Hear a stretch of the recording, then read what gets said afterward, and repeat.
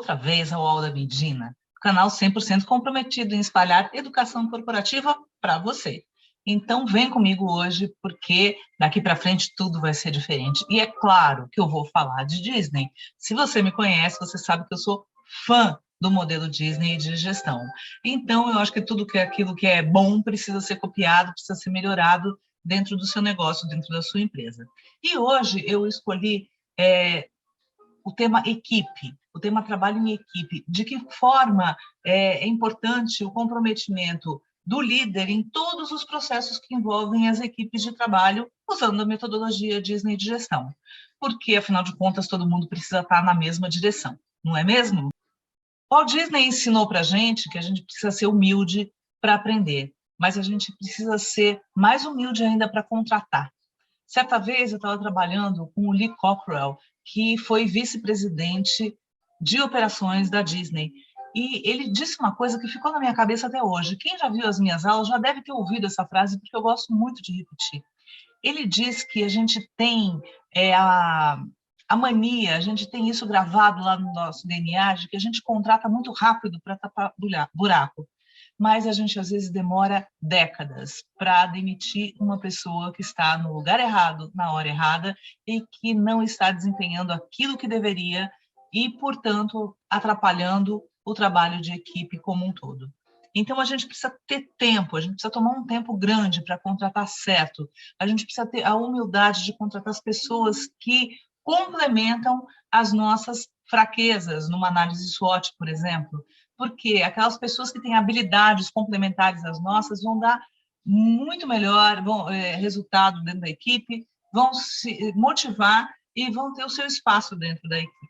Primeira dica para vocês, conheça a sua equipe, conheça cada um de maneira peculiar. O que eu quero dizer com isso? Acabei de falar das habilidades da análise SWOT, de que você precisa contratar aquelas pessoas que têm as habilidades complementares à sua. Quando a gente conhece a equipe, a gente conhece cada um dos membros detalhadamente, a gente sabe exatamente quais são as habilidades fortes de cada um e quais são aquelas habilidades e aqueles conhecimentos e aquelas atitudes que precisam ser melhoradas. Quando a gente conhece a nossa equipe, a gente consegue puxar para a gente essas habilidades complementares e a gente consegue colocar as pessoas certas nos lugares certos. Quando a gente fala em liderança, e a gente conhece essas pessoas, a gente tem que tomar bastante cuidado para não misturar aquilo que é para inspirar as pessoas, que é para motivar as pessoas, com aquilo que é manipular as pessoas. A gente não pode manipular a equipe quando a gente conhece, por exemplo, quais são os pontos fracos dela, mas a gente tem que usar esses pontos fortes para inspirar toda a equipe. Então, só para dar um panorama, assim, o que é manipulação e o que é inspiração, né? Quando a gente está falando da gente mesmo, né? Vou fazer um plano de academia, daqueles planos bacanas que vendem no começo do ano, afinal de contas, estamos em janeiro, né?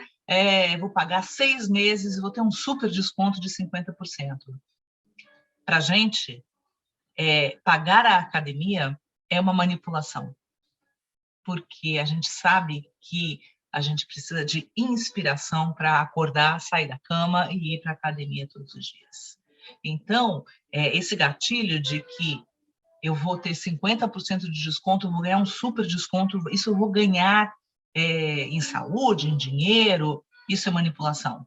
A inspiração é tirar você da cama e colocar você lá nos halteres todos os dias. Então, quando a gente é líder, a gente precisa trocar essa cultura do morde e assopra, né, do manipula para inspirar, pela cultura do inspirar para engajar, para trazer essa equipe para o nosso lado, para a gente trabalhar realmente como equipe. E nisso, a gente tem que lembrar que isso é uma coisa que eu aprendi lá no começo da minha carreira, quando eu ainda era professora, eu era educadora. Eu ficava super triste, porque às vezes tinha aquele aluno, sabe quando você não vai, o seu espírito não cruza com o espírito do aluno? E eu ficava super chateada com isso, porque eu tinha lá em mim uns meus valores de que eu tinha que amar todos os meus alunos. Até que uma educadora muito importante na época, Emília Ferreiro, que tratava de todo o tema do construtivismo na sala de aula, Uma vez em uma palestra, ela falou que a gente não precisava amar todos os nossos alunos, desde que a gente respeitasse as individualidades, as habilidades e as atitudes de cada um deles.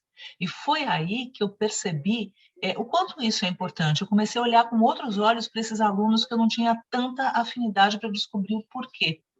E muitas vezes, se a gente trouxer isso para dentro do nosso trabalho, para dentro da nossa equipe, a gente vai ver que a gente tem aqueles liderados que a gente ama de paixão e aqueles que a gente não tem tanta afinidade. Mas a gente tem que olhar com olhos para esses que a gente não tem tanta afinidade, para a gente poder inspirar e engajar, e para a gente poder pescar nesses indivíduos o que eles têm de muito bom, para eles se sentirem parte também, para eles não serem apenas mais um, irem lá desempenhar e derrubar a caneta às 5 horas da tarde. Isso é inspirar para engajar. É as pessoas quererem fazer parte do seu propósito. E aqui eu não estou falando do propósito da empresa, eu estou falando do seu propósito como líder. Né?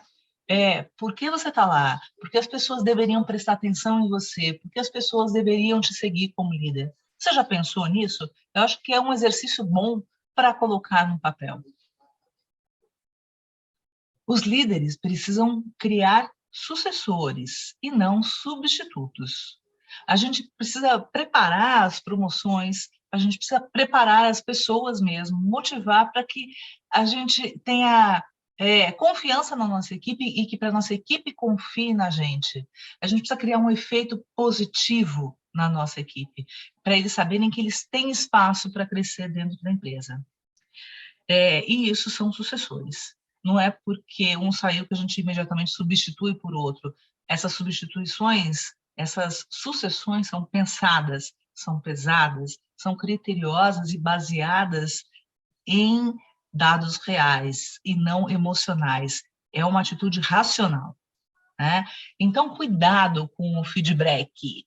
E o que é feedback? Gente, é aquela hora que, como líder, às vezes por falta de tempo, porque a gente não está nos melhores dias, a gente dá aquela brecada nas iniciativas da nossa equipe que desestimulam e não trazem esse engajamento emocional da equipe para a gente. Cuidado com o que a gente faz. Às vezes a gente faz isso assim, no piloto automático, e não é bacana. Então, pensa na sua vida profissional, em todas as vezes que deram aquela brecada em você, o quanto você se desmotivou. E cuidado para não fazer isso com a sua equipe, né? Porque em algum momento a gente vai precisar passar o bastão.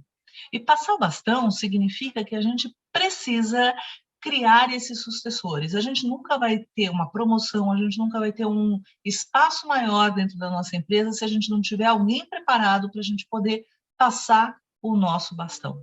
O Walt Disney fazia da equipe dele o legado dele. Todas as pessoas tinham a sua importância ali dentro da equipe.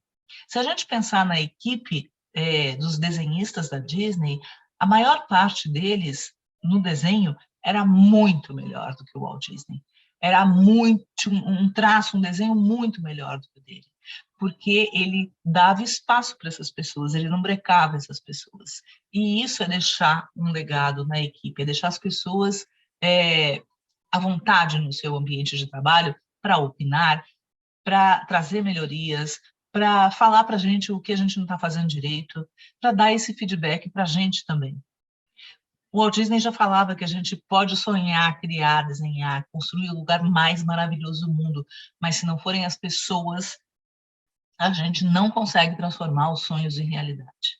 Então, vamos olhar com carinho para a nossa equipe, para ir todo mundo na mesma direção. Se você gostou dessa dica de hoje, desse drop de hoje, deixa o seu joinha aqui embaixo. E amanhã tem mais. Fui!